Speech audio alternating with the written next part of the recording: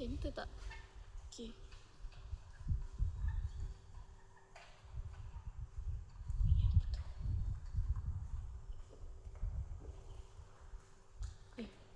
Okay.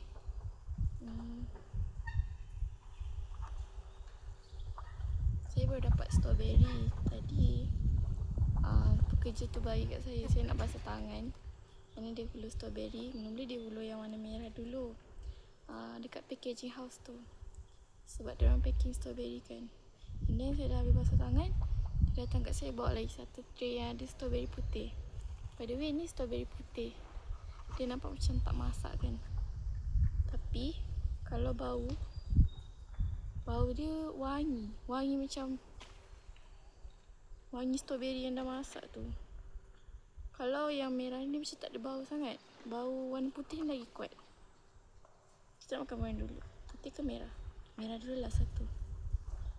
Okay, by the way, ini yang dah dipetik pagi tadi dan dibawa ke packing house untuk di packing. Maksudnya ini adalah one of the best kualiti yang kita guna untuk jual. Bismillahirrahmanirrahim.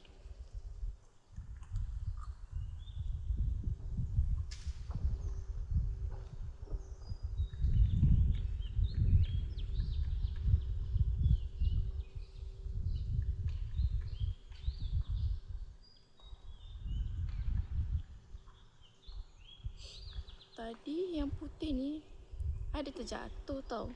Terjatuh dari tangan. And then disebabkan dia jatuh, immediately dia punya buah punya flesh ni jadi lembek. So that's how very fragile the fruit is. So during post harvest and harvesting, dia perlukan penjagaan yang sangat baik. Kalau jatuh, dia orang tak boleh ambil dah sebab dia akan cepat jadi busuk, nanti dia akan jadi lebam. So memang dia orang akan letak tepi ataupun dia biar kat bawah je. Dia takkan ambil letak dalam dia orang punya basket. That's why kalau saya jalan-jalan, kadang-kadang saya nampak ada strawberry dekat atas rak kan. It was a strawberry yang dah jatuh, so dia orang tak boleh ambil. That's the procedure. Macam ni, tadi dah jatuh kan, tak boleh lah. So kena makan macam tu.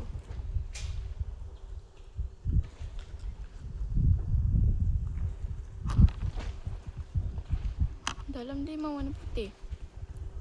Tapi rasa dia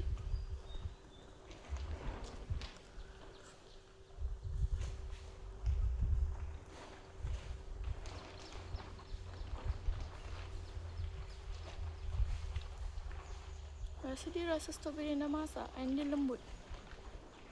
Kita cuba yang macam warna merah sikit ni, macam warna pink.